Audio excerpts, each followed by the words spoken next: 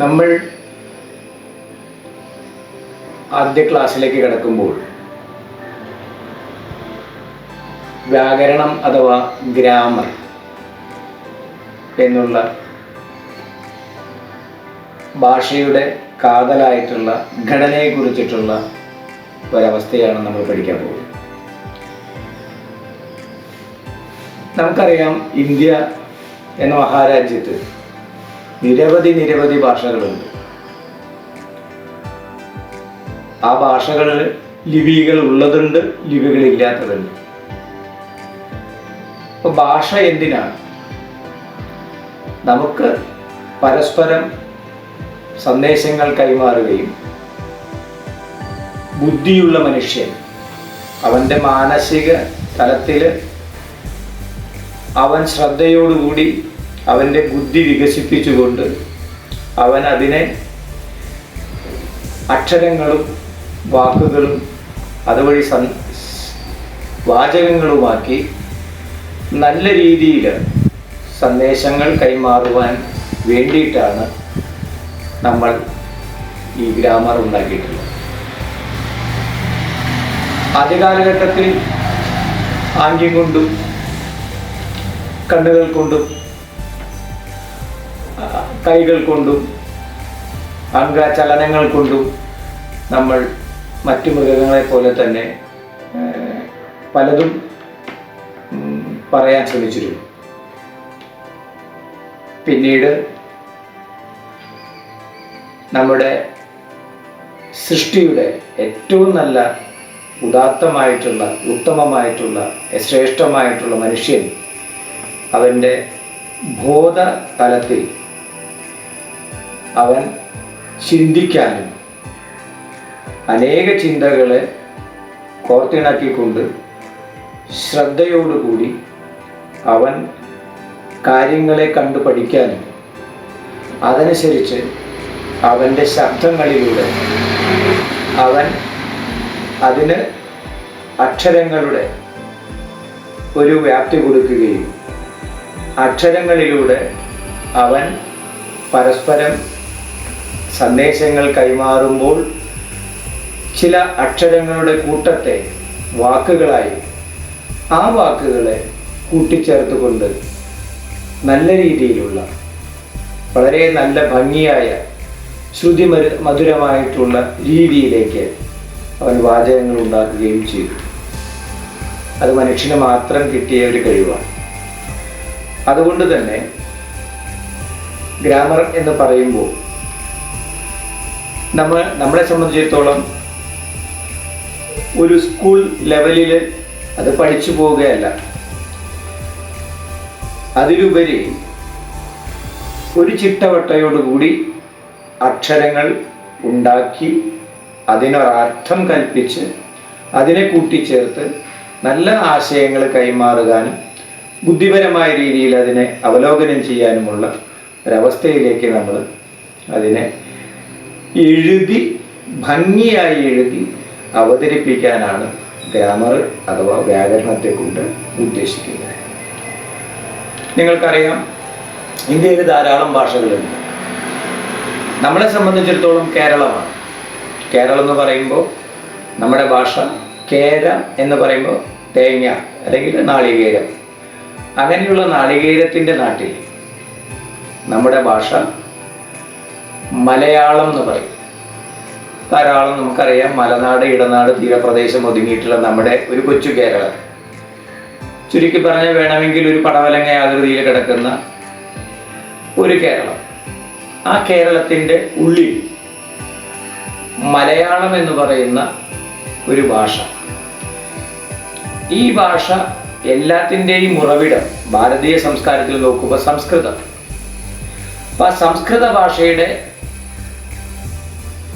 ഒരു ഭാഗമായിട്ട് നമുക്ക് വേണമെങ്കിൽ മറ്റു ഭാഷകളെ നമുക്ക് കരുതാൻ സാധിക്കും. അപ്പം സംസ്കൃതത്തിൻ്റെ വാക്കുകൾ, അതിൽ നിന്ന് ഉത്ഭവിച്ച ഹിന്ദി, പിന്നെ ഉറുദു, അറബി, ഈ ഭാഷകൾ സമ്മിശ്രമായിട്ടുള്ള വാക്കുകൾ, അതിനുശേഷം തമിഴ്, കന്നഡ, ഇങ്ങനെയുള്ള ഭാഷകളെല്ലാം ചേർന്ന് അതിൻ്റെയൊക്കെ സമ്മിശ്രമായി എടുത്തുകൊണ്ട് നമ്മുടേതായിട്ടുള്ള ഒരു ഭാഷ മലയാളം, അത് നമ്മുടെ മാതൃഭാഷയായിട്ട് നമ്മൾ സ്വീകരിച്ചിട്ടുണ്ട്.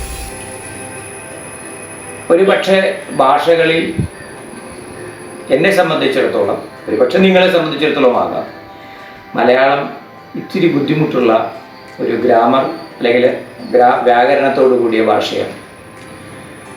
ആദ്യമായിട്ട് ഇതിൻ്റെ നിഘണ്ടു അഥവാ ഭംഗിയായിട്ട് അതിനെ അവതരിപ്പിച്ചത് നമ്മളും കൂടിയല്ല, ഹെർമൻ ഗുണ്ടർട്ട് എന്നുള്ള ജർമ്മൻ ഭാഷാ വിദഗ്ധനാണ്. പിന്നീട് അതിന് നിരവധി വ്യാഖ്യാനങ്ങളുണ്ടായി. നമുക്കറിയാം, ഇപ്പോൾ കുറേയേറെ ഗ്രന്ഥങ്ങളുണ്ട്. എന്നിരുന്നാലും മലയാളത്തിൻ്റെ ഭാഷ അതിസങ്കീർണമാണ്. അത് നമ്മുടെ മാതൃഭാഷയായിട്ട് നമ്മൾ എടുത്തിട്ടുണ്ട്. എന്നാൽ ഭാരതത്തിനെ സംബന്ധിച്ചിടത്തോളം ഹിന്ദി എന്ന് പറയുന്ന ഭാഷയാണ് നമ്മുടെ വടക്കൻ ഭാരതം കൂടുതലായിട്ട് ഉപയോഗിക്കുന്ന ഒരു ഭാഷയാണ് ഹിന്ദി. ഹിന്ദിയും ഇതുപോലെ തന്നെ സംസ്കൃതത്തിൻ്റെ അറബി, ഉറുദു വാക്കുകളുടെ ചില സമ്മിശ്ര വികാരങ്ങൾ ചേർത്ത് ഉള്ള ഒരു ഭാഷയാണ്. അതിനും അതിൻ്റേതായിട്ടുള്ള ഒരു വ്യാകരണ ചട്ടക്കൂടുണ്ട്. ആ ഭാഷ നമ്മുടെ രാഷ്ട്രഭാഷയായി സ്വീകരിച്ചിട്ടുണ്ട്. എന്നാൽ നമ്മുടെ രാജ്യവും പല രാജ്യങ്ങളിലും വിദേശികൾ അഥവാ യൂറോപ്യൻ ശക്തികൾ അല്ലെങ്കിൽ പാശ്ചാത്യ ശക്തികൾ, എസ്പെഷ്യലി പ്രത്യേകിച്ച് ബ്രിട്ടീഷുകാർ, അവർ ഓരോ രാജ്യത്ത് വരികയും അവിടെ കച്ചവടത്തിനെന്ന പേരിൽ വന്ന് അവിടെ അവർ ആ ഭൂപ്രദേശങ്ങളിൽ അവർ അധികാരം സ്ഥാപിക്കുകയും അവർ അവരുടേതായിട്ടുള്ള സംസ്കാരം ഇവിടെ കൊണ്ടുവരികയും ഇവിടെ ഒരു പുതിയ ഭാഷ, അവർ പല കാര്യത്തിന് വേണ്ടി വന്നതായിരിക്കാം, പ്രത്യേകിച്ച് അവരുടെ മത വികസനത്തിന് വേണ്ടി, മതത്തിനെ വികസിപ്പിക്കാൻ വേണ്ടിയും കച്ചവടത്തിന് വേണ്ടിയും തദ്വാര ഇവരുടെ സ്ഥാപനം ഇവിടെ ഉണ്ടാക്കുന്നതിന് വേണ്ടി ആംഗലേയ ഭാഷ അഥവാ ഇംഗ്ലീഷ് ഭാഷയും പല രാജ്യങ്ങളിലും അവർ സ്ഥാപിക്കുകയുണ്ടായി. അതിനെ കോളനൈസേഷൻ അല്ലെങ്കിൽ കൊളോയിനിസം എന്ന് വേണമെങ്കിൽ പറയാം. അങ്ങനെ നിരവധി കോളനികൾ സ്ഥാപിച്ച ഇംഗ്ലീഷുകാർ, അല്ലെങ്കിൽ അവരെ സൂര്യൻ അസ്തമിക്കാത്ത നാടെന്നാണ് അവരെ പറയുന്നത്.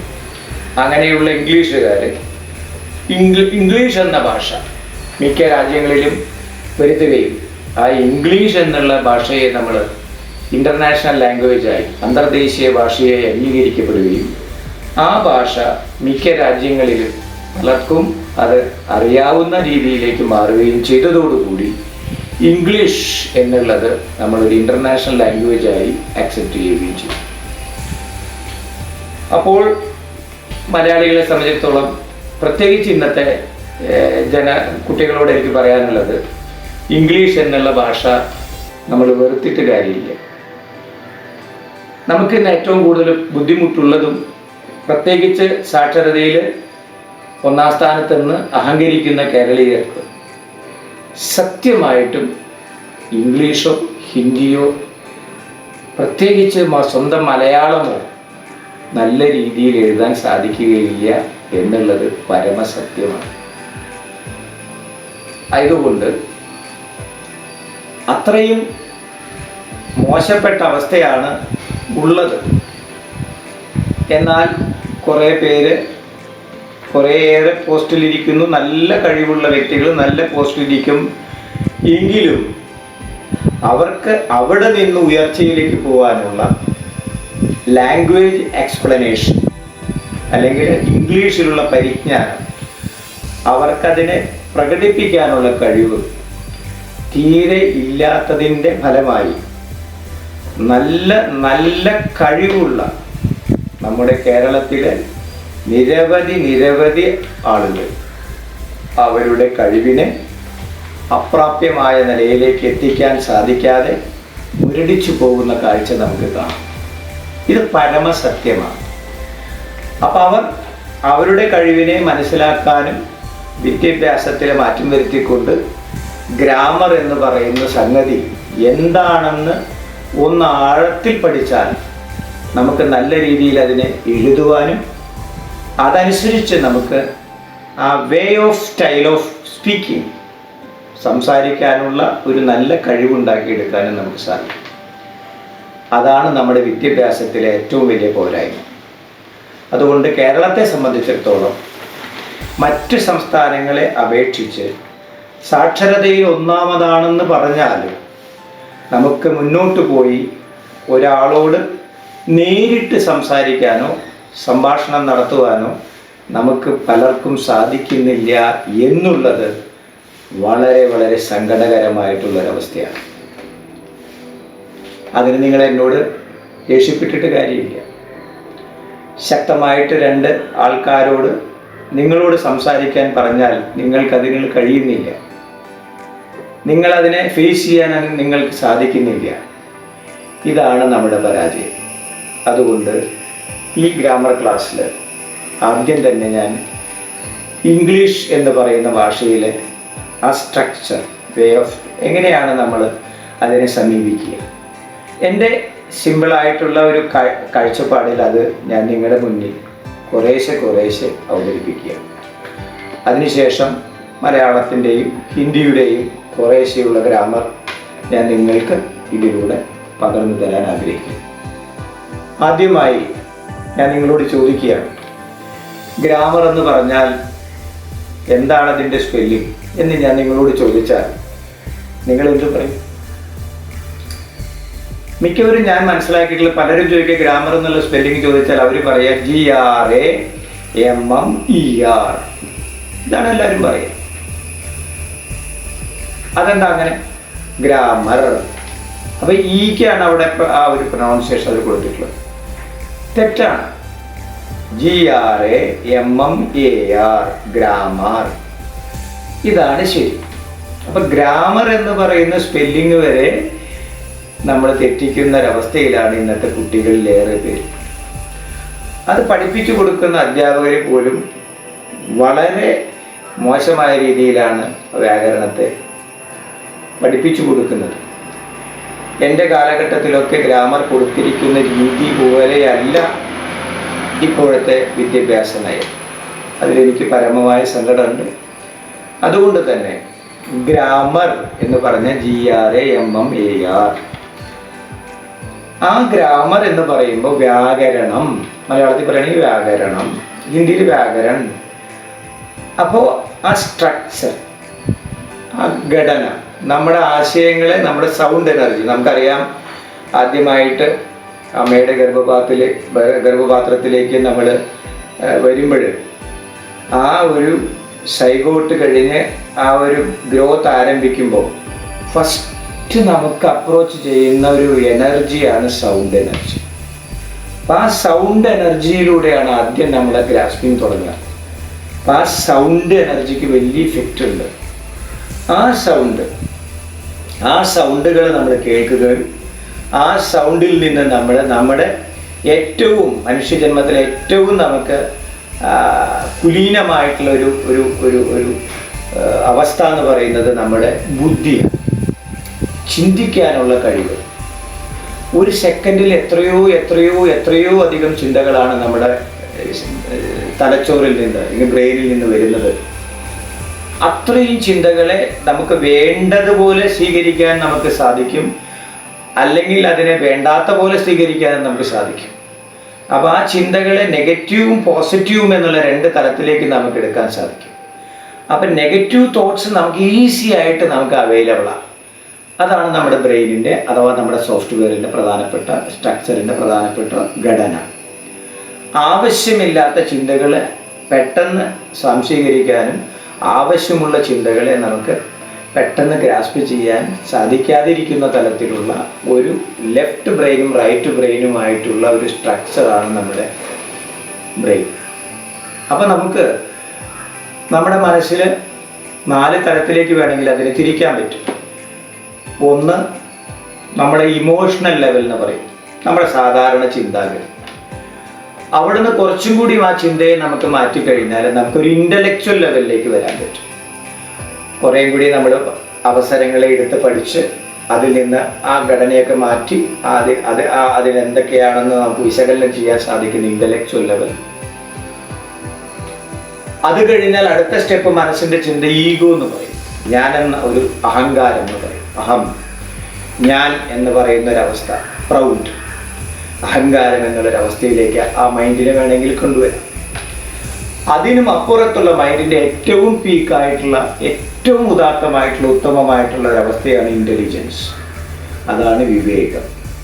ആ വിവേകപരമായിട്ടുള്ള അവസ്ഥയിലേക്ക് നമുക്ക് എത്താൻ സാധിച്ചാൽ നമുക്ക് ഈ ജീവിതത്തിൻ്റെ ഏറ്റവും ഉദാത്തമായിട്ടുള്ള അവസ്ഥയിലേക്ക് നമുക്ക് എത്താം. അതായത് ജീവിക്കുക എന്നുള്ളത് എങ്ങനെ കേവലം പൈസയ്ക്ക് വേണ്ടിയിട്ടല്ല. നമ്മളെപ്പോലെ മറ്റു ജീവജാലങ്ങളും ഈ ഭൂമിയിൽ ജീവിക്കണം, നമ്മുടെ സഹജീവികളാണ്.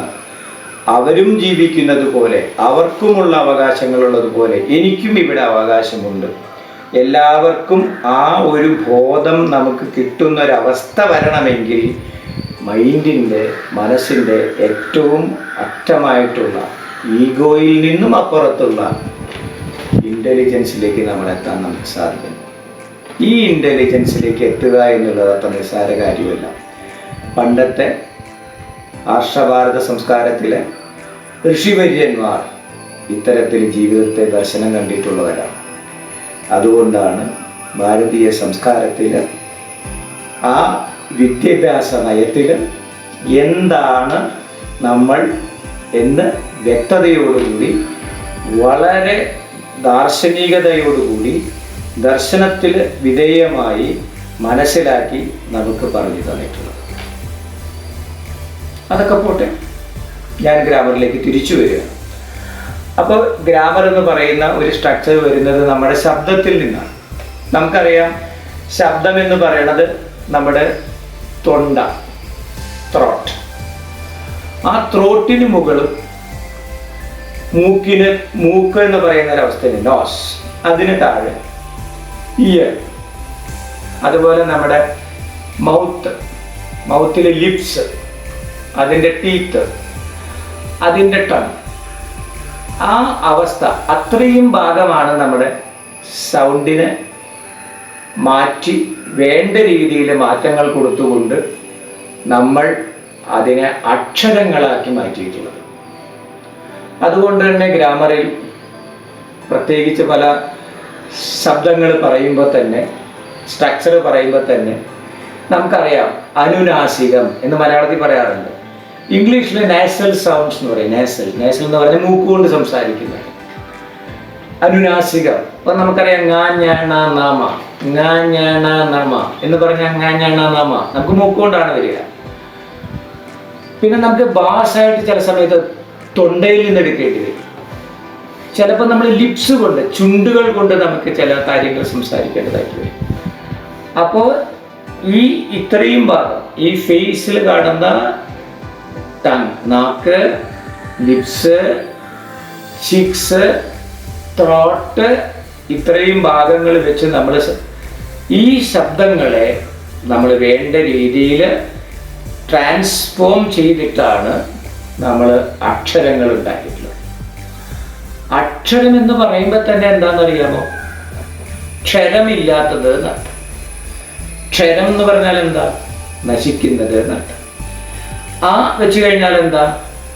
ഏതൊരു പദത്തിൻ്റെയും മുമ്പിൽ ആ വെച്ച് കഴിഞ്ഞാൽ, ഇപ്പോൾ മലയാളത്തിലെ സംബന്ധിച്ചിടത്തോളം ആ വെച്ച് അതിനെ വിശേഷിപ്പിച്ചാൽ അക്ഷരം എന്ന് പറഞ്ഞാൽ നാശമില്ലാത്തത്. ആ വെച്ച നെഗറ്റീവ് ഇഫക്റ്റ്, അക്ഷരം, നാശമില്ലാത്തത് എന്നർത്ഥം. അപ്പൊ നാശമില്ലാത്തത് എന്തോ അതാണ് അക്ഷരം. അപ്പൊ അക്ഷരത്തിന് ശരിക്കും നമുക്ക് വലിയൊരു എനർജി ഫോമാണ്. എനർജി ശരിക്കും പറഞ്ഞാൽ എന്താണ് എനർജി എന്ന് ചോദിച്ചാൽ ഒറ്റ വാക്കേ പറയാനുള്ളൂ, അക്ഷരമാണ് എനർജി എന്ന് പറയാം. എന്ന് പറഞ്ഞാൽ നാശമില്ലാത്തത് എന്തോ അതാണ് അക്ഷരം. അപ്പൊ ആ അക്ഷരം എന്നുള്ള വാക്ക് പോലും നമ്മൾ ഭാരതീയ സംസ്കാരത്തിൽ വെച്ചിരിക്കുന്നത് അത്രയും സ്ട്രോങ് ആയിട്ടാണ്. ഈ അക്ഷരങ്ങളെ നമ്മൾ മലയാളത്തിൽ പറയുന്ന അക്ഷരങ്ങൾ ഹിന്ദിയിലും അക്ഷരങ്ങൾ എന്ന് പറയാം. മലയാളത്തിൽ വേറൊരു തരത്തിൽ പറയാം വർണ്ണങ്ങൾ എന്ന് പറയാറുണ്ട്. വർണ്ണങ്ങൾ എന്ന് പറയും. അതുപോലെ ഇംഗ്ലീഷിൽ സായിപ്പ് എന്ത് പറഞ്ഞു എന്ന് വെച്ചാൽ അവരതിനെ അക്ഷരങ്ങൾ എന്ന് പറഞ്ഞില്ല എന്ന് മാത്രമേ ഉള്ളൂ. അത് നിങ്ങൾക്കറിയാം, ഓട്ടോമാറ്റിക്കായിട്ട് അവരുടെ ഭാഷ കുറച്ചും കൂടി വ്യത്യാസമാണ്. അവരതിനെ ആൽഫബെറ്റ്സ് എന്ന് പറയും. ആൽഫബെറ്റ്സ് എന്ന് പറയുമ്പോൾ നമുക്കറിയാം എല്ലാത്തിൻ്റെയും ബേസാണ്. സ്ട്രക്ചർ തുടങ്ങുന്നത് നമുക്കറിയാം, കല്ല്, മണ്ണ്, സിമെൻ്റ് ഒക്കെ വേണമല്ലോ. അതേപോലെ നമ്മുടെ ഭാഷയെ, സൗണ്ടിനെ നമ്മൾ സ്ട്രക്ചർ ചെയ്യാനുള്ള ബേസ് ഉണ്ടാക്കുന്നതാണ് ഈ വർണ്ണങ്ങൾ അഥവാ അക്ഷരങ്ങൾ അഥവാ ഇംഗ്ലീഷ് ആൽഫബെറ്റ്സ്. ഈ ആൽഫബെറ്റ്സ് നോക്കുക, ഏത് ഭാഷ എടുത്തോളൂ, ഏത് ഭാഷ എടുത്തു കഴിഞ്ഞാലും നിങ്ങൾക്ക് ഈ ആൽഫബെറ്റ്സ് ഉണ്ടാവും, അല്ലെങ്കിൽ ഈ അക്ഷരങ്ങൾ ഉണ്ടാവും. ഈ അക്ഷരങ്ങളെ നമ്മൾ എന്ത് ചെയ്യണം? കൂട്ടിച്ചേർക്കണം. അക്ഷരങ്ങളെ കൂട്ടിച്ചേർക്കുന്നതിന് മുമ്പ് മനുഷ്യൻ എന്താ ചിന്തിച്ചത്? ഈ അക്ഷരങ്ങളെ നമ്മുടെ ഈ അടിയിൽ നിന്ന് വരുന്ന, നമ്മുടെ മനസ്സിൻ്റെ ആ അഗാധ തലത്തിൽ നിന്ന് വരുന്ന ആ സൗണ്ട് എനർജി നമ്മൾ എന്ത് ചെയ്തു എന്ന് വെച്ചാൽ ഈ വായുവിലൂടെയും മൂക്കിലൂടെയും ഈ സൗണ്ട് എനർജി പുറത്തേക്ക് വരും. പുറത്തേക്ക് വരുമ്പോൾ നമുക്ക് വളരെ ഫ്രീ ആയിട്ട് സംസാരിക്കാൻ പറ്റുന്ന ഫ്രീ ആയിട്ടുള്ള സൗണ്ട് ഉണ്ട്. ഫ്രീ ആയിട്ട് ഒരു സ്ട്രെസ്സും സ്ട്രെയിനും ഇല്ലാതെ നമുക്ക് എടുക്കാൻ പറ്റുന്ന ചില ശബ്ദങ്ങളുണ്ട്. ആ ശബ്ദങ്ങളെ വവൽസ് എന്ന് പറയും, അഥവാ സ്വരങ്ങൾ എന്ന് പറയും. അപ്പൊ ഇംഗ്ലീഷുകാരതിനെ വവൽസ് എന്ന് പറഞ്ഞു, വവൽസ്. നമ്മളതിനെ പറഞ്ഞത് സ്വരങ്ങൾ എന്ന് പറഞ്ഞു. ആ സ്വരങ്ങൾ എന്ന് പറഞ്ഞാൽ എന്താ? അധികം സ്ട്രെസ് ഇല്ലാതെ, സ്ട്രെയിൻ ഇല്ലാതെ ഫ്രീ ആയിട്ട് നമുക്ക് മൗത്തിലൂടെ അല്ലെങ്കിൽ വായിലൂടെ പറയാൻ പറ്റുന്ന ശബ്ദങ്ങൾ. ഇപ്പൊ നോക്കുക, A, B, C, D, E. നമുക്ക് വലിയ സ്ട്രെസ് ഇല്ല. അപ്പോ ആ A, B, C, D, E എന്നുള്ള 26 അക്ഷരങ്ങളുണ്ട്. അതിൽ വവൽസ് എന്ന് പറയുന്നത് എത്രയാ? A, E, I, O, U. അപ്പൊ A, E, I, O, U എന്ന് പറയുന്നതാണ് സ്വരങ്ങൾ അഥവാ വവൽസ്. അപ്പൊ മലയാളത്തില് ആ, ആ, ഇ, ഉ, എറു, എ, ഐ, ഒ, ഔ, അം, അ എന്ന് പറയുന്ന ആ ഒരു പ്രശ്നവുമില്ലാതെ, ഒരു സ്ട്രെസ്സും സ്ട്രെയിനും ഇല്ലാതെ ഈസി ആയിട്ട് ഫ്ലോയിൽ പറയാൻ പറ്റുന്ന സ്വരങ്ങളെ ഇംഗ്ലീഷുകാരെന്ത് ചെയ്തു? A, E, I, O, U എന്നുള്ള അക്ഷരങ്ങളിൽ ഒതുക്കി. അപ്പൊ A, E, I, O, U എന്നുള്ള വവൽസ് ആണ് മലയാളത്തിലെ അല്ലെങ്കിൽ ഹിന്ദിയിലെ ആ, ആ, ഇ, ഉ, എറു, എ, ഐ, ഒ, ഔ, അം, അ. അപ്പൊ നമുക്ക് അക്ഷരങ്ങൾ കുറച്ചു ഇംഗ്ലീഷിൽ. അതുകൊണ്ട് തന്നെ ഇംഗ്ലീഷ് അസെന്റ് ചെയ്യുമ്പോൾ അല്ലെങ്കിൽ അത് പറയുമ്പോൾ അല്ലെങ്കിൽ പ്രൊനൗൺസിയേഷൻ ചെയ്യുമ്പോൾ അതിൻ്റെ ഫോണിറ്റിക്സ് എടുക്കുമ്പോൾ നമുക്ക് അക്ഷരങ്ങൾ കുറവാണ്. അതുകൊണ്ട് അവരുടെ അസെന്റിലൂടെ നമുക്ക് സംസാരിക്കാൻ ബുദ്ധിമുട്ടുണ്ട്. എന്താ കാരണം? നമ്മൾ ആ ഈ എന്നുള്ള ഈ ഏകദേശം ഇരട്ടിയിലധികം, ഇംഗ്ലീഷിനേക്കാൾ ഇരട്ടിയിലധികം അക്ഷരങ്ങളാണ് വവൽസ് ആയിട്ടുള്ളത്. അപ്പൊ നമുക്ക് എന്ത് പറ്റും? നമ്മൾ പറയുമ്പോൾ കുറേയും കൂടി വലിച്ചു നീട്ടി നമ്മൾ മലയാളത്തിൽ പറയേണ്ടതായിട്ട് വരും.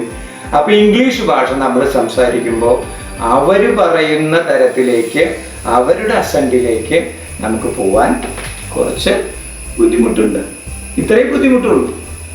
അപ്പൊ നമുക്കൊരു കാര്യം മനസ്സിലായി, അക്ഷരങ്ങൾ എ, ഇ, ഐ, യു സ്വരങ്ങളാണ്. അപ്പൊ സ്വരങ്ങൾ എന്ന് പറഞ്ഞാൽ നിങ്ങൾക്ക് മനസ്സിലായത് എന്താ?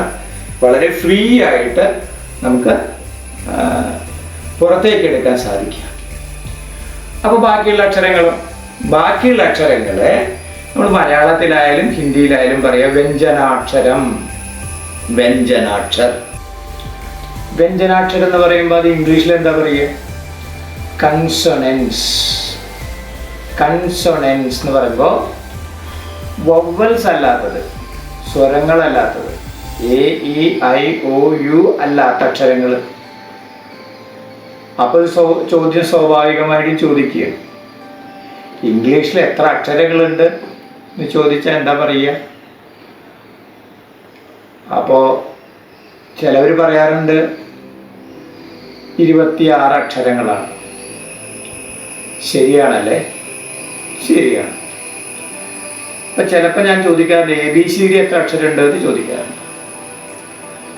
അപ്പോൾ ചിലവർ ABCD 26 അക്ഷരമുണ്ട്. 26 അക്ഷരം ഉണ്ടോ? ABCD 4 അക്ഷരമല്ലേ ഉള്ളൂ.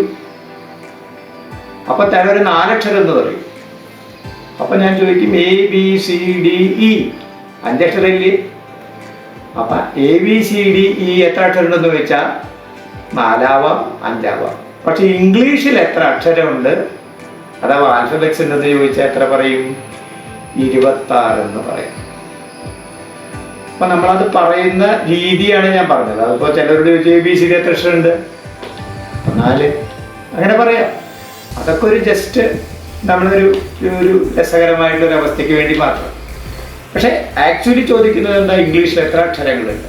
How many alphabets are in English language?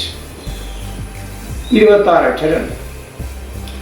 അതേതൊക്കെയാണ് ഞാൻ പറയേണ്ടതില്ല. നിങ്ങൾക്ക് അറിയാമെന്ന് എനിക്ക് വിശ്വസിക്കാം, അറിയുമെന്ന് ഞാൻ വിശ്വസിക്കുന്നു. എന്നിരുന്നാലും AEIOU എന്നുള്ളത് വവൽസാണ്. ബാക്കിയുള്ള 21 അക്ഷരങ്ങൾ അതാണ് കൺസോണൻസ്. അപ്പോൾ വ്യഞ്ജനാക്ഷരങ്ങൾ എന്ന് പറഞ്ഞാൽ എന്താ? കൺസണൻസ് എന്ന് പറഞ്ഞാൽ എന്താ? നമുക്ക് വളരെ വ്യക്തമാണ്. ഇപ്പൊ മലയാളത്തിൽ ക, ഖ, ഗ, ഘ, ങ. ക എന്നുള്ള അക്ഷരം എങ്ങനെയാ പറയുക? ക് പ്ലസ് ആ എന്നാണ് പറയുക.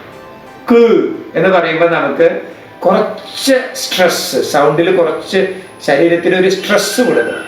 ക് പ്ലസ് ആ എന്ന് പറയുമ്പോൾ സ്ട്രെസ് കൊടുക്കണ്ട, ടെൻഷൻ കൊടുക്കണ്ട, ഫ്രീ ആയിട്ട് പറയാം. അപ്പോൾ ഒരു സ്ട്രെസ് ആയിട്ടുള്ള അവസ്ഥയും ഒരു ശക്തമായിട്ടുള്ള ഒരു എനർജി കൊടുക്കുന്ന ഒരവസ്ഥയും അത് കഴിഞ്ഞൊരു സ്വരാക്ഷരം, ഒരു സ്വരത്തിന്റെ ശബ്ദവും കൂടി ചേരുമ്പോൾ നമുക്ക് എന്ത് കിട്ടി? രണ്ടും കൂടി ചേർന്നിട്ടുള്ള ഒരു സംയുക്ത രൂപം കിട്ടും. അതാണ് കൺസോണൻസ് അഥവാ വ്യഞ്ജനാക്ഷരം എന്ന് പറയാം. ക് പ്ലസ് ആ. അപ്പൊ ക് എന്ന് പറയുമ്പോൾ നമുക്ക് സ്ട്രെസ് കൊടുക്കണം, ആ എന്ന് പറയുമ്പോൾ സ്ട്രെസ് കൊടുക്കണ്ട. സ്വരവും മറ്റ് നമ്മുടെ വായുവും അല്ലെങ്കിൽ തൊണ്ട അല്ലെങ്കിൽ ലിപ്സ് അല്ലെങ്കിൽ നാവ്, ഇതിലേതെങ്കിലും അവയവങ്ങൾ ചേർത്തുകൊണ്ട് സ്ട്രെസ്സായിട്ട് എടുക്കുന്ന സൗണ്ടും സ്വരവും ചേരുമ്പോൾ എനിക്ക് വ്യഞ്ജനാക്ഷരം കിട്ടും. അഥവാ ഇംഗ്ലീഷിൽ കൺസോണൻസ് എന്ന് പറയും. അപ്പോൾ ബി എന്ന് പറയുന്നത് കൺസോണൻ്റ് ആണ്. കാരണം ബി എന്ന് പറയുമ്പോൾ അത്ര ഫ്രീ ആയിട്ട് സംസാരിക്കാൻ പറ്റില്ല. ബി കണ്ടോ? ബി എന്ന് പറയുമ്പോൾ നമുക്ക് ആ ലിപ്സും ആ സൗണ്ട് പീക്കായിട്ട് എടുക്കണം. ബി എ പറയുന്നത് പോലെയല്ല ബി പറയാൻ സാധിക്കാം. അതിൻ്റെ അർത്ഥം അത് ഒരു സ്ട്രെസ് ആയിട്ടുള്ള ടെൻഷനോട് കൂടി അല്ലെങ്കിൽ ഒത്തിരി പ്രഷർ കൊടുത്ത സൗണ്ടും ഒരു സ്വരാക്ഷരം കൂടി ചേരുമ്പോഴാണ് അത് എന്തായിട്ട് മാറുക? വ്യഞ്ജനാക്ഷരമായിട്ട് മാറുക അഥവാ കൺസോണൻസ് ആയിട്ട് മാറുക. അപ്പോൾ ഇംഗ്ലീഷിൽ, മലയാളത്തിൽ, ഹിന്ദിയിൽ, വേണ്ട ഏത് ലാംഗ്വേജിലായാലും ഇങ്ങനെ സ്വരങ്ങളും വ്യഞ്ജനങ്ങളും ചേർത്തിട്ടുണ്ട്. ഇംഗ്ലീഷിൽ അതിന് ആൽഫബറ്റ്സ് വവൽസ് ആൻഡ് കൺസോണൻസ് എന്ന് പറയുന്നു. മലയാളത്തിൽ അതിന് സ്വരങ്ങളും വ്യഞ്ജനങ്ങളും എന്ന് പറയുന്നു. ഹിന്ദിയിൽ സ്വരാക്ഷർ വ്യഞ്ജനാക്ഷർ എന്ന് പറയുന്നു. എല്ലാ ഭാഷയിലും ഇത് തന്നെയാണ്. ഈ രീതിയിലാണ് നമ്മൾ ശബ്ദത്തിനെ ക്രോഡീകരിച്ചിട്ടുള്ളത്. ഇനി നമുക്ക് നോക്കാം. സ്വരങ്ങളും വ്യഞ്ജനങ്ങളും നമ്മൾ പരിചയപ്പെടുത്തി എങ്ങനെയാണ് വരിക എന്ന് മനസ്സിലായി. ഇനി ഈ സ്വരങ്ങളും വ്യഞ്ജനങ്ങളും തമ്മിൽ നമ്മൾ ചേർത്ത് വയ്ക്കുക. അപ്പോൾ മനുഷ്യൻ എന്താ ചിന്തിച്ചത്? നമ്മളിങ്ങനെ പോകുമ്പോൾ പക്ഷികൾ ചരച്ച്, മൃഗങ്ങൾ കുറച്ച്, അല്ലെങ്കിൽ അവരുടെ ശബ്ദങ്ങൾ ഉണ്ടാക്കി അവരവരുടെ കാര്യങ്ങളെല്ലാം കമ്മ്യൂണിക്കേറ്റ് ചെയ്ത് ആശയവിനിമയം നടത്തുന്നത് പോലെ അതിൽ ഒരു ഉത്കൃഷ്ട ജന്മമെന്ന് കരുതുന്ന മനുഷ്യൻ അവൻ്റെ ചിന്താശക്തിയിലൂടെ ഈ ശബ്ദങ്ങളെ നമ്മൾ ആശയവിനിമയത്തിന് വേണ്ടി അക്ഷരങ്ങളായി രൂപീകരിക്കുകയും അതിനെ കൂട്ടിച്ചേർത്ത് വാക്കുകളാക്കുകയും ചെയ്യുന്നതാണ്. അപ്പൊ അടുത്ത സ്റ്റെപ്പ് എന്താ? ഗ്രാമറിൽ എന്താ ഉണ്ടായിട്ടുണ്ടാവുക? അക്ഷരങ്ങൾ ചേർത്തു, ആൽഫബറ്റ്സുകൾ ചേർത്തു, അല്ലെങ്കിൽ സ്വരങ്ങളും വ്യഞ്ജനാക്ഷരങ്ങളും ചേർത്ത് വാക്കുകളാക്കി മാറ്റി. അപ്പോൾ വാക്ക് എന്നാണ് നമ്മൾ മലയാളത്തിൽ പറയുക. ഇംഗ്ലീഷിൽ എന്താ പറഞ്ഞതെന്ന് വെച്ചാൽ വേർഡ് എന്നാണ്. What you mean by word? Word എന്ന് പറഞ്ഞപ്പോൾ എന്താ? വേർഡ് എന്ന് പറഞ്ഞാൽ മലയാളത്തിൽ പറയാം അക്ഷരങ്ങളുടെ കൂട്ടം. ഇംഗ്ലീഷിലപ്പോൾ എന്ത് പറയും? ഗ്രൂപ്പ് ഓഫ് ലെറ്റേഴ്സ് അല്ലെങ്കിൽ ഗ്രൂപ്പ് ഓഫ് ആൽഫബറ്റ്സ്. ആ ഗ്രൂപ്പ് ഓഫ് ലെറ്റേഴ്സ് എന്ന് പറയുന്നതാണ്, അല്ലെങ്കിൽ ആ ലെറ്ററുകളുടെ കൂട്ടം. ഇവിടെ ലെറ്റർ എന്ന് പറഞ്ഞാൽ അക്ഷരങ്ങൾ എന്നർത്ഥം. അപ്പോൾ letters, group of letters, that is called word. അപ്പോൾ അക്ഷരങ്ങളുടെ കൂട്ടത്തെ വാക്ക് എന്ന് പറയും. അപ്പോൾ നമ്മൾ അക്ഷരങ്ങളെ എങ്ങനെ പെറുക്കി വെച്ചാലും അത് വാക്കാണ്. അപ്പോൾ എല്ലാം വാക്കല്ലേ? എല്ലാ അക്ഷരങ്ങളും കൂട്ടിച്ചേർത്ത് വെച്ച വാക്കാണ്. പക്ഷേ എല്ലാ വാക്കുകളെയും നമ്മൾ അംഗീകരിച്ചിട്ടില്ല. നമ്മൾ ഏത് സാഹചര്യത്തിൽ വളരുന്നുവോ ആ സാഹചര്യത്തിൽ പല കാര്യങ്ങൾ കാണുമ്പോൾ അവിടുത്തെ ജനങ്ങൾ പരസ്പരം ചില അക്ഷരങ്ങൾ കൂട്ടിച്ചേർത്തുള്ള വാക്കുകൾക്ക് ചില അർത്ഥങ്ങൾ, വ്യാപകമായ അർത്ഥം കൊടുക്കുമ്പോഴാണ് അത് നമ്മൾ നമ്മുടെ ഭാഷയുടെ വാക്കായിട്ട് മാറ്റുക. അതുപോലെ ഇംഗ്ലീഷുകാരും അങ്ങനെ തന്നെയാണ്. അപ്പൊ എല്ലാ അക്ഷരങ്ങളും ചേർത്ത് വാക്കുകളാക്കുക എന്ന് പറയുമ്പോൾ അത് വാക്കുകളാണ്. പക്ഷെ വാക്കുകൾക്ക് പ്രത്യേകിച്ച് അർത്ഥം ചിലതിനുണ്ടാവില്ല. അർത്ഥം കൊടുക്കുന്ന വാക്കുകളാണ് നമ്മൾ യഥാർത്ഥത്തിൽ ആ കമ്മ്യൂണിക്കേഷന് വേണ്ടിയിട്ട് പ്രത്യേകിച്ച് ചില അർത്ഥങ്ങൾ, ചിലപ്പോൾ ഒന്നിൽ കൂടുതൽ അർത്ഥത്തിലൂടെ നമുക്ക് ആ വാക്കുകളെ പ്രയോഗിക്കാനുള്ള കഴിവ് നമ്മളിൽ ഉണ്ട്. അതാണ് ശരിക്കും വാക്ക് എന്ന് പറഞ്ഞതിൻ്റെ അർത്ഥം. ഈ വേർഡ്, ഈ ഗ്രൂപ്പ് ഓഫ് ലെറ്റേഴ്സ്. അപ്പോൾ നിങ്ങൾ പറഞ്ഞു കഴിഞ്ഞു ആൽഫബറ്റ്സ് എന്താന്ന് പറഞ്ഞു. ആൽഫബറ്റ്സിൽ വവൽസ് ആൻഡ് കൺസോണൻസ് പറഞ്ഞു. വവൽസ് എന്ന് പറഞ്ഞ സ്വരാക്ഷരങ്ങൾ പറഞ്ഞു, കൺസോണൻസ് എന്ന് പറഞ്ഞ വ്യഞ്ജനാക്ഷരങ്ങൾ എന്ന് പറഞ്ഞു. ഇത് രണ്ടും കൂടി ചേരുമ്പോൾ വേർഡ്സ് വന്നു. Word, what you mean by word? Group of letters. Group of letters are called words. ഇനി നമുക്ക് ഈ വേർഡ്സ് നമ്മൾ കൂട്ടിച്ചേർത്താൽ എന്താ സംഭവിക്കുക? മനുഷ്യൻ കുറച്ചും കൂടി കടന്ന് ചിന്തിച്ചപ്പോൾ ഈ വാക്കുകൾ നമ്മൾ കൂട്ടിച്ചേർക്കുമ്പോൾ നമുക്ക് വാചകങ്ങൾ, that is what is called sentence. അപ്പൊ നമ്മൾ ഇംഗ്ലീഷിൽ വാക്കുകൾ കൂട്ടിച്ചേർക്കുമ്പോൾ വാചകങ്ങൾ ഉണ്ടാകുന്നു എന്ന് മലയാളത്തിൽ പറഞ്ഞു. അപ്പൊ ഇംഗ്ലീഷിൽ എന്താ പറയുക? Group of words join together we can make A sentence. അപ്പോൾ വേർഡ്സിനെ ചേർക്കുക, വേർഡ്സിനെ ചേർത്ത് വെക്കുമ്പോൾ സെന്റൻസ് ആയി. പക്ഷേ ഒരു വാചകം എന്ന് പറയുമ്പോൾ അങ്ങനെയും പറഞ്ഞാൽ പോരാ. എങ്ങനെ പറയണം? Group of words which makes A complete sense. അതാണ് യഥാർത്ഥത്തിലുള്ള വാചകം എന്ന് പറയുന്നത്. മലയാളത്തിൽ എന്താ അർത്ഥം? അർത്ഥപൂർണമായ അല്ലെങ്കിൽ ആശയം നൽകുന്ന, വ്യക്തമായ ആശയം നൽകുന്ന വാക്കുകളുടെ കൂട്ടത്തെയാണ് വാചകം എന്ന് പറയുക. അത് ഇംഗ്ലീഷിൽ പറയുമ്പോൾ group of words which makes complete sense.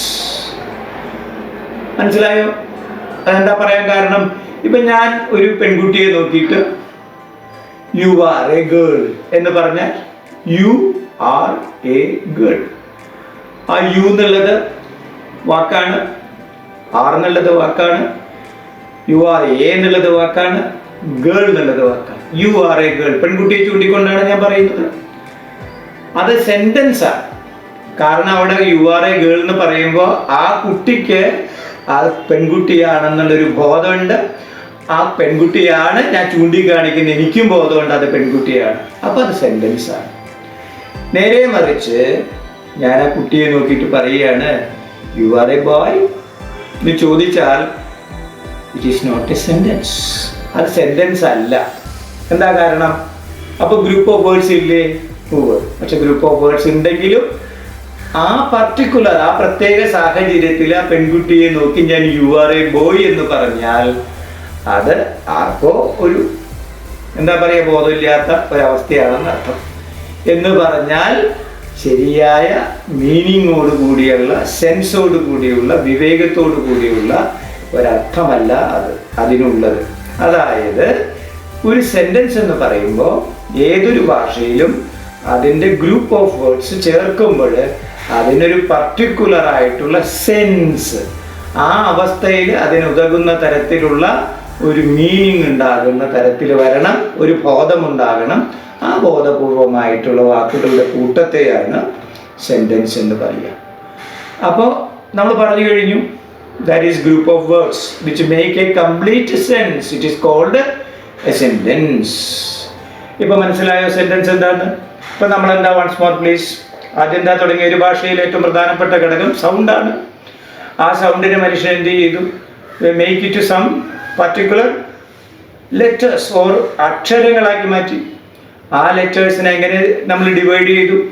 Free of sounds, free ആയിട്ട് വരുന്നത് വോവൽസ് ആക്കി, സ്വരങ്ങളാക്കി. ഫ്രീ ആയിട്ട് വരാത്തത് വ്യഞ്ജനങ്ങളാക്കി, കൺസണൻസ് ആക്കി.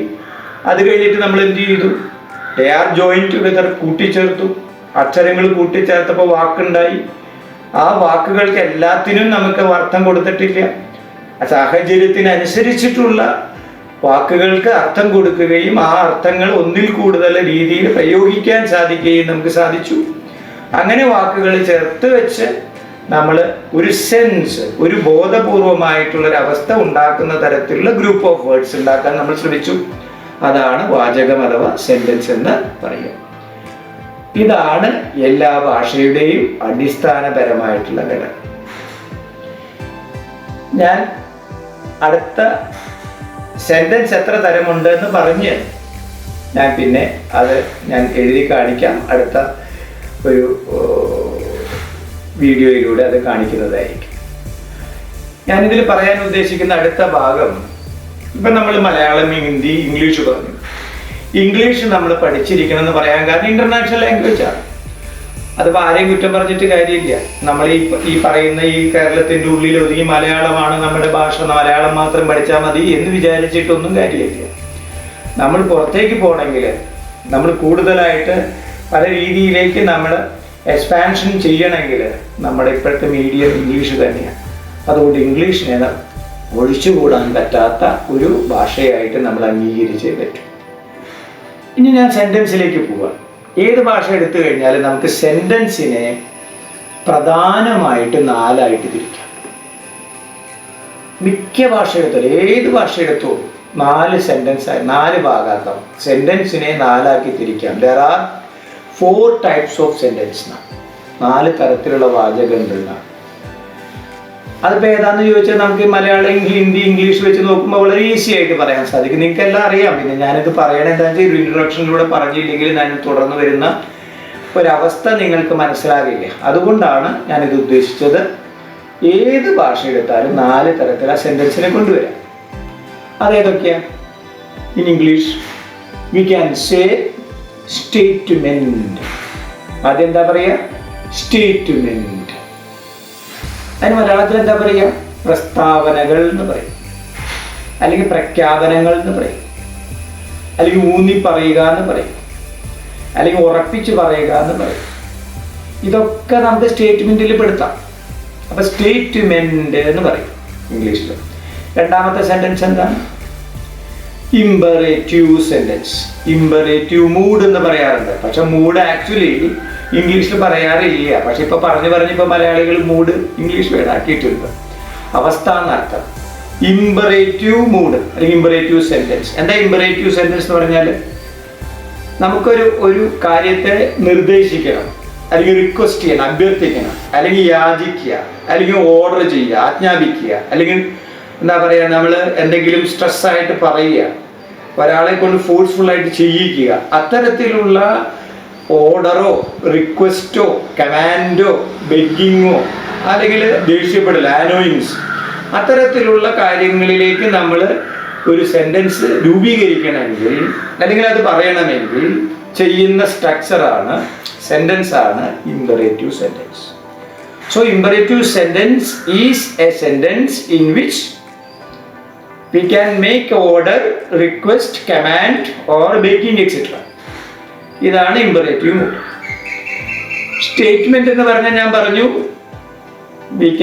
statement is a kind of sentence in which we can say A declaration, an assertion or affirmation. ഡിക്ലറേഷനോ അസർഷനോ അഫർമേഷനോ കൊടുക്കാം. ഞാനത് എന്താന്ന് വ്യക്തമായിട്ട് പറയാം. അപ്പൊ 2 സെന്റൻസ് ആയി. മൂന്നാമത്തെ തരത്തിലുള്ള സെന്റൻസ് എന്താ? അതാണ് ഇന്ററോഗേറ്റീവ്. ഇന്ററോഗേറ്റീവ് അഥവാ ക്വസ്റ്റ്യൻസ് എന്ന് നമ്മൾ പറഞ്ഞിട്ടുണ്ടോ, ചോദ്യവാചകങ്ങൾ എന്നാണ്. മറ്റേത് ഇമ്പറേറ്റീവ് മൂഡ് നമ്മൾ പറയുമ്പോൾ ഹിന്ദിയിൽ അതിനെ വിധിരൂപം എന്നാണ് പറയുക. മലയാളത്തിലും ഏകദേശം വിധിരൂപം, ആജ്ഞാപന വാക്യങ്ങൾ വിധിരൂപം എന്ന് തന്നെ പറയാം. ഹിന്ദിയിൽ അതിന് വിധിരൂപം എന്നാണ് നമ്മൾ ഹിന്ദിയിൽ അതിനെ പറയുക. ഇംഗ്ലീഷിൽ അത് ഇമ്പറേറ്റീവ് എന്ന് പറയും. ഇനി മൂന്നാമത്തെ സെന്റൻസ് ഇന്ററോഗേറ്റീവ്, ക്വസ്റ്റ്യൻസ്, ചോദ്യവാചകങ്ങൾ. പ്രശ്നവാചകം എന്ന് ഹിന്ദി പറയും, ചോദ്യങ്ങൾ എന്ന് മലയാളത്തിൽ പറയും. ഇന്ററോഗേറ്റീവ്സ്, questions. There are 2 types of questions. 2 തരത്തിലുണ്ട് ചോദ്യങ്ങൾ. ഏതാണെന്ന് നിങ്ങൾക്ക് അറിയാം, പറയേണ്ട ആവശ്യമില്ല. ഒന്ന്, ചോദ്യവാക്കുള്ള ചോദ്യം. എന്നാ ചോദ്യവാക്കുള്ള ചോദ്യം? WH questions. There are certain types of question in which question words are included. Question words ഉള്ള വാക്യം, question words ഉള്ള വാക്യം, അതാണ് WH questions. രണ്ടാമത്തെ ചോദ്യം എന്താണ്? WH ക്വസ്റ്റ്യൻ അല്ലാത്ത ചോദ്യം എന്താണ്? Yes or no questions. Yes or no questions. എന്താ yes or no questions? In which type of question there is no question words. The answer must be yes or no. അതായത് ചോദ്യവാക്ക് ഉണ്ടാവില്ല. അത്തരത്തിലുള്ള ചോദ്യം വരുമ്പോൾ അതിന്റെ ഉത്തരം എന്തായിരിക്കും? യെസ് അല്ലെങ്കിൽ നോ എന്നായിരിക്കും. അപ്പൊ നമുക്ക് ആ ചോദ്യത്തിന് ഇന്ററോഗേറ്റീവിന് 2 ആയിട്ട് തിരിക്കാം. ചോദ്യം വാക്കുള്ള ചോദ്യം, ചോദ്യവാക്കില്ലാത്ത ചോദ്യം. നാലാമത്തെ സെന്റൻസ് എന്താണ്? Exclamatory sentence. എന്താ എക്സ്ക്ലമേറ്ററി സെന്റൻസ് എന്ന് പറഞ്ഞാൽ? ആശ്ചര്യ സൂചക വാചകം, ആശ്ചര്യവാചകം അല്ലെങ്കിൽ ആശ്ചര്യവാക്യം എന്ന് പറയാം. എക്സ്ക്ലമേറ്ററി സെന്റൻസ് അതെന്താ സാധനം? Exclamatory sentence is A sentence in which we can make a exciting moment.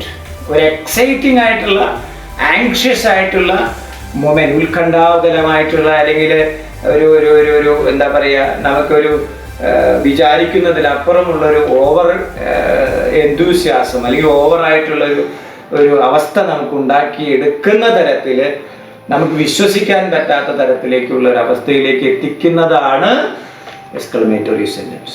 So exclamatory sentence is a sentence in which we can make an excitement or anxiety, അത്തരത്തിലുള്ള മൂഡ് നമുക്ക് ഉണ്ടാക്കിയെടുക്കാൻ സാധിക്കുക.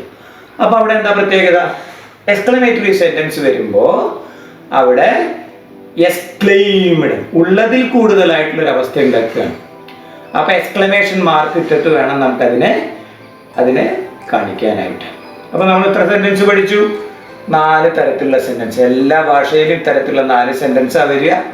1 statement എന്ന് പറയും, 2 imperative എന്ന് പറയും, 3 interrogative എന്ന് പറയും, 4 എക്സ്ക്ലമേറ്ററി സെന്റൻസ് എന്ന് പറയും. ഇതിനെ ഞാൻ ഒന്ന് ഡിവൈഡ് ചെയ്യണം. സ്റ്റേറ്റ്മെന്റ് എന്ന് പറഞ്ഞാൽ നമുക്കതിനെ പ്രസ്താവന എന്ന് മലയാളത്തിൽ പറയാം. ആ സ്റ്റേറ്റ്മെന്റിനെ വേണമെങ്കിൽ നമുക്ക് ഒരു 3 ഭാഗമായിട്ട് പറയാം. സ്റ്റേറ്റ്മെന്റ് എന്ന് പറയാം, പ്രസ്താവന എന്ന് പറയാം. ആ സ്റ്റേറ്റ്മെന്റിനെ തന്നെ ഡിക്ലറേറ്റീവ് സെന്റൻസ് എന്ന് പറയാം. ഡിക്ലറേഷൻ, പ്രഖ്യാപനം നടത്തുക, അതും പ്രസ്താവന തന്നെയാണ്. ആ ഡിക്ലറേഷൻ സെന്റൻസിനെ വേണമെങ്കിൽ അസർട്ടീവ് സെന്റൻസ് എന്ന് പറയാം. അസർഷൻ ആണ് ഒരു ഊന്നി പറയുക, ഇന്ന ഭാഗമാണെന്ന് ഊന്നി പറയുക, ദാറ്റ് ഈസ് അസർഷൻ. അത് കഴിഞ്ഞിട്ടോ അഫർമേറ്റീവ് എന്ന് പറയാം, ഉറപ്പിച്ച് പറയാം. അഫേംഡ്, ചില കാര്യങ്ങൾ അഫേം ചെയ്ത് പറയാം, ഉറപ്പിച്ച് പറയാം. അപ്പൊ സ്റ്റേറ്റ്മെന്റിനെ നമുക്ക് declarative sentence, assertive sentence, affirmative sentence എന്നും നമുക്ക് പറയാൻ സാധിക്കും. അപ്പൊ നമുക്കൊരു കാര്യമുണ്ട്, എങ്ങനെയാണ് ഈ സ്റ്റേറ്റ്മെന്റിനെ നമുക്ക് മനസ്സിലാവുക? സ്റ്റേറ്റ്മെന്റിനെ മനസ്സിലാക്കാൻ നമുക്കതിന് വേർഡ് ഓർഡർ ഉണ്ട്, വാക്കുകളുടെ ഒരു രീതിയുണ്ട്, സ്ട്രക്ചർ ഉണ്ട്. ആ സ്ട്രക്ചർ നോക്കിയിട്ടാണ് സ്റ്റേറ്റ്മെന്റ് ആണോ എന്ന് മനസ്സിലാക്കാൻ സാധിക്കുക. എങ്ങനെയാ പ്രസ്താവന മനസ്സിലാക്കുക? ഓരോ ഭാഷയിലും വ്യത്യസ്തമായിട്ടുള്ള രീതിയാണ് അതിന് കൊടുത്തിട്ടുള്ളത്. ഇംഗ്ലീഷിൽ കൊടുക്കുന്ന സ്ട്രക്ചർ അല്ല മലയാളത്തിൽ വരിക, മലയാളത്തിൽ കൊടുക്കുന്ന സ്ട്രക്ചർ ആയിരിക്കില്ല ഹിന്ദിയിൽ വരിക. ഭാഷയിൽ വരുമ്പോൾ വ്യത്യാസം ഉണ്ടാവും അർത്ഥം. അപ്പൊ ഇംഗ്ലീഷിൽ എന്താ വരിക? സ്റ്റേറ്റ്മെന്റിന്റെ ഓർഡർ എങ്ങനെയാ കണ്ടുപിടിക്കുക? സ്റ്റേറ്റ്മെന്റ് ആണോന്ന് എങ്ങനെ കണ്ടുപിടിക്കും? How can detect the sentence is A statement? എങ്ങനെ നിങ്ങൾക്ക് മനസ്സിലാക്കാൻ സാധിക്കും? ഒരു പ്രശ്നമില്ല. നിങ്ങൾ എന്ത് ചെയ്യണം? ആ സെന്റൻസിന്റെ സ്ട്രക്ചർ നോക്കുമ്പോൾ ആദ്യം സബ്ജക്റ്റ്, പിന്നെ വെർബ്, പിന്നെ ഒബ്ജക്റ്റ്, പിന്നെ കോംപ്ലിമെന്ററി, പിന്നെ ഫുൾ സ്റ്റോപ്പ്, ഒരു കുത്ത്. ഈ രീതിയിൽ വന്നാൽ SVOC ഫുൾ സ്റ്റോപ്പ്, ഈ രീതിയിൽ വന്നാൽ അത് സ്റ്റേറ്റ്മെന്റ് ആണ്, അത് ഡിക്ലറേറ്റീവ് ആണ്, അസർട്ടീവ് ആണ്, അത് അഫർമേറ്റീവ് ആണ്. എന്ന് പറഞ്ഞാൽ subject, verb, object, complementary, full stop. അപ്പൊ നമുക്കൊരു കാര്യം അവിടെ ഒരു കാര്യം പറയാൻ ഒരു സംശയം വരാം. അപ്പൊ SVOC തന്നെ വരണോ ഒരു സെന്റൻസ് പൂർത്തീകരിക്കാൻ? വേണ്ട. ഒരു സെന്റൻസ് ഉണ്ടാക്കാൻ അറ്റ്ലീസ്റ്റ് ചുരുക്കത്തിൽ 2 ആൾക്കാർ മതി. ആരൊക്കെയാ? സബ്ജക്റ്റും വെർബും. സബ്ജക്റ്റും വെർബും ഫുൾ സ്റ്റോപ്പും ഇട്ടാൽ ഒരു സെന്റൻസ് നമുക്ക് ഉണ്ടാക്കാം. അപ്പൊ ഏതാ ഉദാഹരണം പറഞ്ഞു കഴിഞ്ഞാൽ നമുക്കറിയാം, ഐ റാൻ. ഐ എന്ന് വെച്ചാൽ ഞാൻ, സബ്ജക്റ്റ് ആണ്.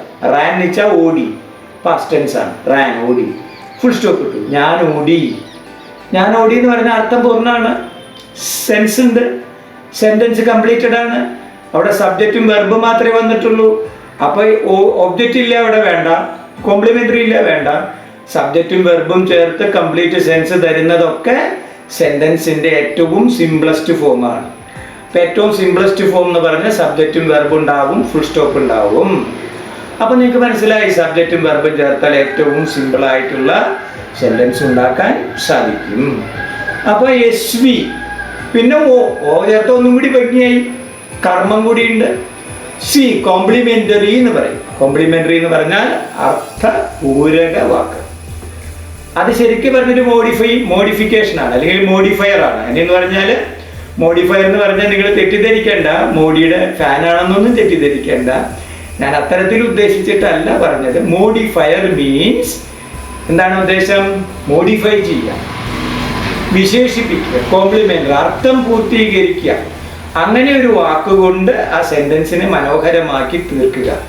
അത്തരത്തിലുള്ള വാക്കുകൾ എന്താണെന്ന് ഞാൻ പിന്നീട് പറയാം. അപ്പോൾ കോംപ്ലിമെന്ററി, അർത്ഥപൂരക വാക്ക്, പിന്നെ ഫുൾ സ്റ്റോപ്പ്. അപ്പോൾ SVOC ഫുൾ സ്റ്റോപ്പ് ഇട്ടാൽ സ്റ്റേറ്റ്മെന്റിന്റെ അല്ലെങ്കിൽ ഡിക്ലറേറ്റീവിന്റെ, അസർട്ടീവിന്റെ, അഫർമേറ്റീവിന്റെ പൂർണ്ണ രൂപം ആയി. അപ്പോൾ മനസ്സിലായല്ലോ സ്റ്റേറ്റ്മെന്റിന്റെ രൂപം എന്താ, വേർഡ് ഓർഡർ എന്താ, വാക്കിന്റെ രീതി എന്താ, സ്ട്രക്ചർ എന്താ. സബ്ജക്റ്റ് ആദ്യം വരണം, verb, object, complementary, full stop. This is what is called statement. Then അടുത്തത് ഇമ്പറേറ്റീവ്. എന്താ ഇമ്പറേറ്റീവ്? ഇമ്പറേറ്റീവ് എന്ന് പറഞ്ഞാൽ നമ്മൾ already clear that in that particular sentence we can make an order, request or command etc. അവിടെ നമ്മൾ ചിന്തിക്കേണ്ടത് എന്താ?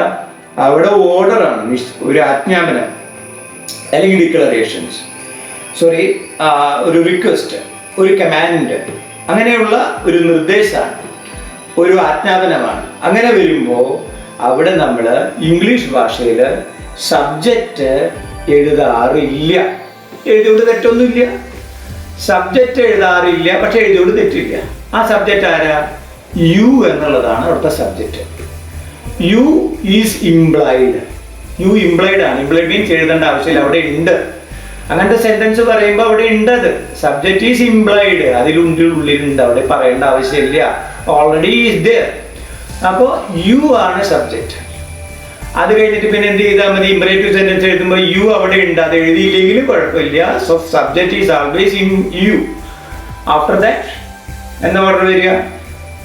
നമുക്കറിയാം. ഒരു ഉദാഹരണം പറയാം. ടേക്ക് ഇറ്റ് എന്ന് നമ്മൾ പറയാണ്. ടേക്ക് ഇറ്റ്, അതിൻ്റെ അർത്ഥം എന്താ? അതെടുക്ക്. അതെടുക്കെന്ന് പറയുമ്പോൾ എന്താ? ഒരു ഓർഡറാണ്. അതെടുക്ക്. അപ്പൊ ടേക്ക്, ദെൻ ഇറ്റ്. അപ്പൊ ടേക്ക് എന്ന് പറഞ്ഞാൽ എന്താ? ക്രിയ, വെർബ്. ഇറ്റ് എന്ന് പറഞ്ഞാൽ എന്താ? ഒബ്ജക്റ്റ്. അപ്പൊ verb plus object full stop, verb plus object plus full stop. അപ്പൊ വെർബും ഒബ്ജക്റ്റും ഫുൾ സ്റ്റോപ്പ് ഇട്ട് കഴിഞ്ഞാൽ അത്തരത്തിൽ വരുന്ന എഴുതുന്ന സെന്റൻസ് എന്താണ്? That is what is called imperative. അപ്പൊ അവിടുത്തെ സബ്ജക്റ്റ് ആരാ? യു. യു എഴുതണമെന്നില്ല, യു എഴുതിയാലും കുഴപ്പമില്ല. അപ്പൊ you is implied, that is what is called imperative. അപ്പൊ ഇംപെറേറ്റീവിന്റെ ഫോർമാറ്റ് എന്താ? വേർഡ് ഓർഡർ എന്താ? Verb plus object full stop. Example എന്താ പറഞ്ഞേ? Take it. ക്ലിയർ അല്ലേ? ആരോടാ പറഞ്ഞേ? നിന്നോടാ പറഞ്ഞേ എടുക്കാൻ. യു ടേക്ക് ഇറ്റ് എന്നാണ്, പക്ഷെ യു പറയേണ്ട ആവശ്യമില്ല, യു ഇംപ്ലൈഡ്, യു അവിടെ ഉണ്ട്. മനസ്സിലായി ഞാൻ വിചാരിക്കുന്നു. മൂന്നാമത്തെ വരികയാണ് interrogative. What you mean by interrogative? Questions. രണ്ട് തരത്തിലുള്ള ക്വസ്റ്റ്യനാണ്. ക്വസ്റ്റ്യൻ രണ്ട് തരത്തിലാണ്. ഒന്ന് ചോദ്യവാക്കുള്ള ചോദ്യം, WH ക്വസ്റ്റ്യൻസ്. നെക്സ്റ്റ് വൺ ചോദ്യവാക്കില്ലാത്ത ചോദ്യം, that is yes or no questions. So simple ആണ്. അതിന്റെ ഓർഡർ എന്താ? വേർഡ് ഓർഡർ വളരെ simple. Word order is that question word ചോദ്യവാക്ക് പ്ലസ് ഹെൽപ്പിംഗ് വെർബ് സഹായക ക്രിയ പ്ലസ് സബ്ജക്റ്റ് കർത്താവ് plus question word helping verb subject plus main verb, that is പ്രധാന ക്രിയ. പിന്നെ ക്വസ്റ്റ്യൻ മാർക്ക്. എന്താ ഓർഡർ പറഞ്ഞേ? Question word, helping verb, subject, main verb, പിന്നെ ബാക്കിയുള്ള ഭാഗം ഉണ്ടെങ്കിൽ അത്, പിന്നെ ക്വസ്റ്റ്യൻ മാർക്ക് ഇടുക. ഇതാണ് ഫ്രെയിം ഓഫ് എ ക്വസ്റ്റ്യൻ. ചോദ്യത്തിന്റെ രൂപം എന്ന് പറയുന്നത് അതാണ്. Question word, helping verb, subject, main verb, ബാക്കിയുള്ള ഭാഗം ഉണ്ടെങ്കിൽ അത് remaining parts is there, that added, and then after finally എന്താണ്? You must put a question mark.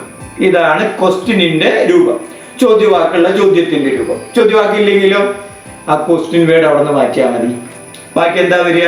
yes or no question ആണെങ്കിൽ അതിന്റെ order, the order of yes or no question is starting from helping verb. Auxiliaries എന്ന് അതിനെ പറയും. Auxiliaries അഥവാ helping verb.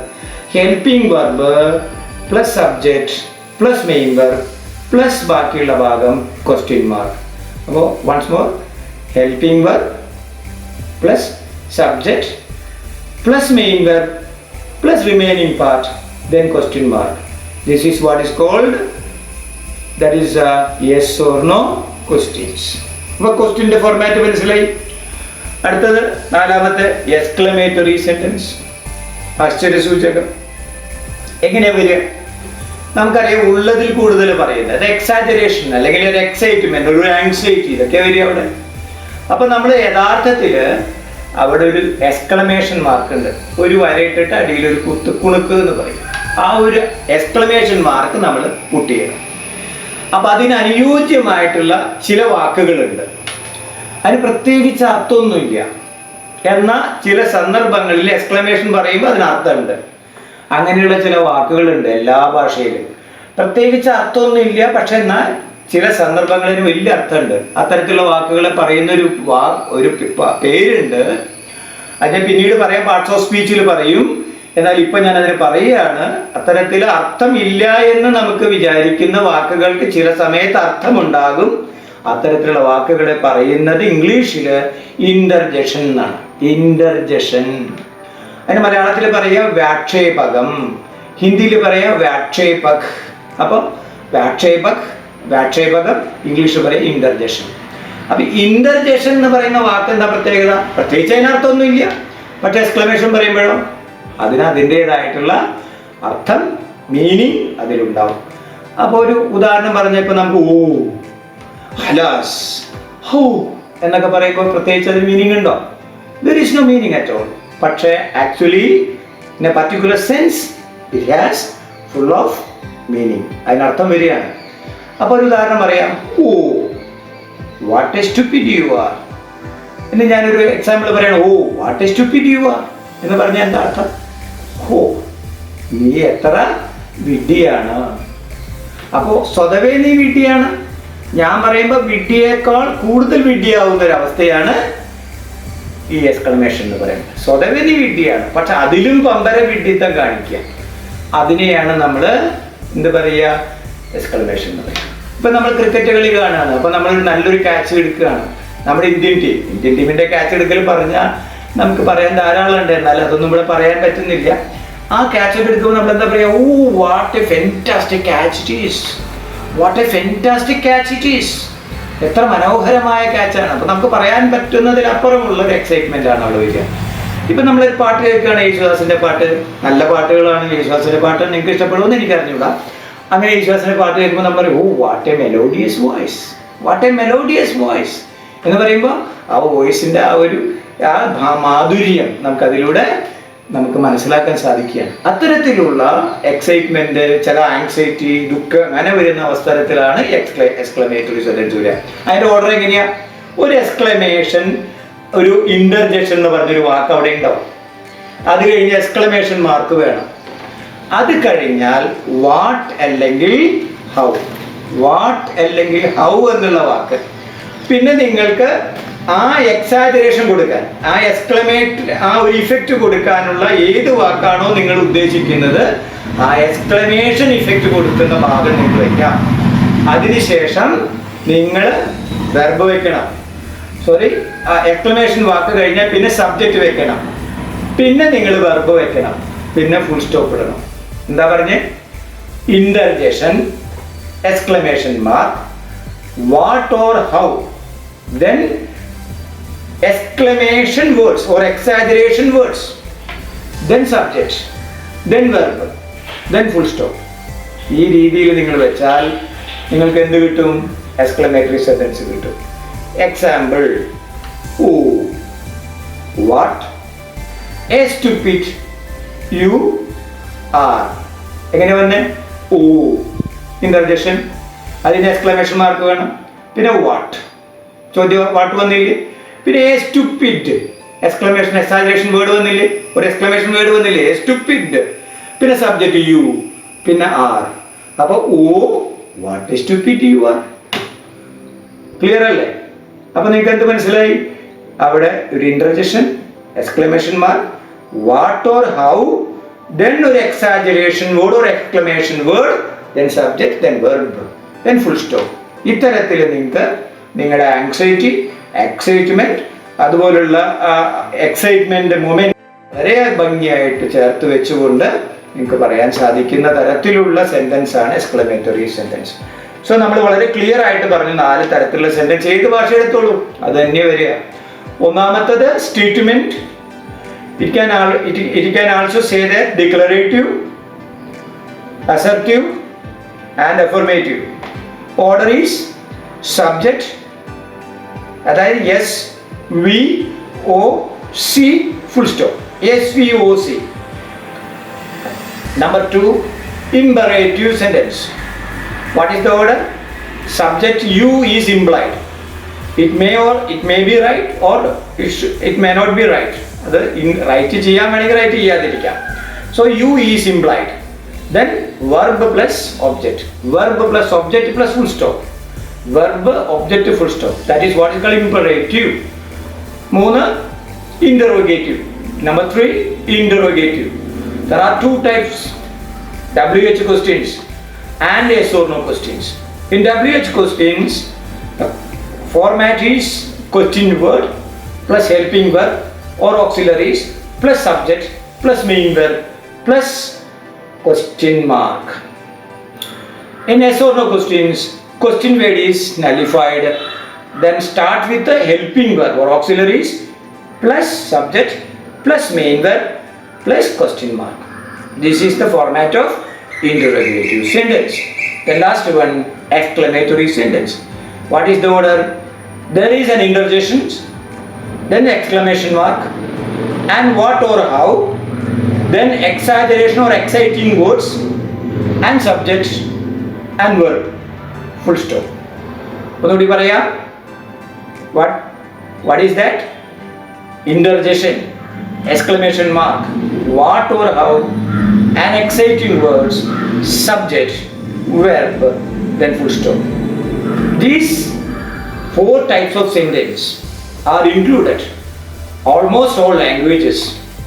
Now we are discussed here with English language, that simple that is what is called statement, interrogative, imperative, exclamatory, and also alphabets, and also vowels and consonants, and also words, and also group of sense, that is sentence, and sentence is divided into 4 types of sentences called statement, interrogative, and imperative and exclamatory.